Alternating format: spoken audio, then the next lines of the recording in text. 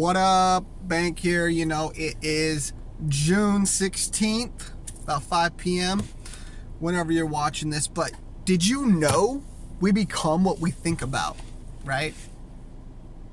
Whatever your focus is on, or whatever my focus is on, let's say it like that. I noticed that when I focus on something, that is more what I attract into my life. If you're thinking like, this is going to happen, and oh, I'm afraid that that's going to happen, I'm afraid that that's going to happen, you're driven by fear. And what you bring into your life is exactly that. And it's, if you use the tool of positive affirmations, you know, there's even religions that have positive affirmations. It's actually, it's a Hindu or maybe an Indian, but it's prayer beads. You say the affirmation, flip the bead. Say the affirmation, flip the bead. And there's supposed to be a set number of beads on it. And I think it's like maybe 72. Correct me if I'm wrong. And when you use positive affirmations, you can literally change, especially if you use them in the morning at the start of your day. Don't grab your phone, don't reach for your phone. If you're having a hard time getting out of bed, there's a trick you can do to shut off that overthinking process, and you use, it's nominal, kind of creates nominal confusion, but you go 10, 9, 8, 7, 6, 5, 4, 3, 2, 1, and what it does is it flips that thinking part off that creates all the debate and inner turmoil. Do I get up? Do I not get up?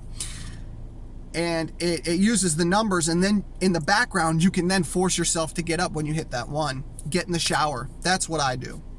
That kicks me off right out of the gate. The second, like, I'm showering and wet, you know, the part of my brain, like, it really wakes up. I don't think it's the mammalian part, but it's the limbic system, which they refer to as like the reptilian brain. It's the base of all your hormones. It's how you feel about yourself and about the world around you.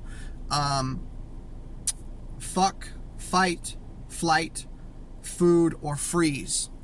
The 5 big F's, which is like the lizard brain, the instinctual, basically like your subconscious. You know, you might intellectually think you're in control of your life, but really your intellect is here, your body's down here, your intellect is here, and any thoughts have to go through the subconscious mind, or how you feel about yourself mind, in order to manifest in the body in this external world.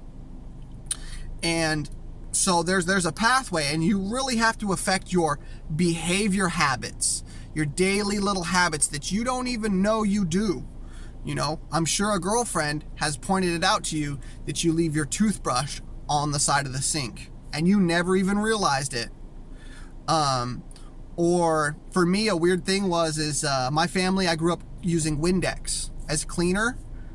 I never thought about it at all. Oh, it's got ammonia in it. That's what I was always told. Until I was a roommate with a couple of friends, you know, about 19 years old. And there was something needed to be cleaned up, and I grabbed the Windex, and they were all kind of like teasing me about it. And I wasn't even aware of it. But then when I looked at it objectively, I was like, that is kind of weird, you know? And then that type of stuff you can take and you can give back to its source. Like I take that, be like, that belongs to my mom. That's actually where I got that. And it can kind of help you create that distance between something you might not like, rather than resent somebody for such a little thing. But just know the origin of it. You can either accept it, retain it, or you can just give it back.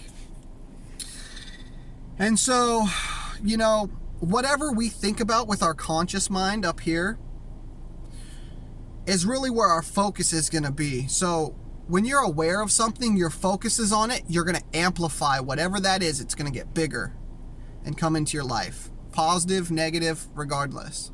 So it's very important to, you know, I really want to afford you these ideas that have helped me. You know, they come from many sources.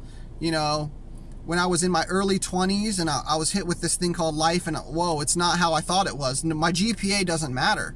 My FICO score matters.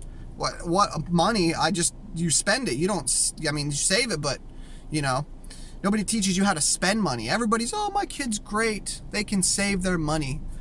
Anybody can save money with no expenses. So, like with my son, my 3.5-year-old, about to be 4 years,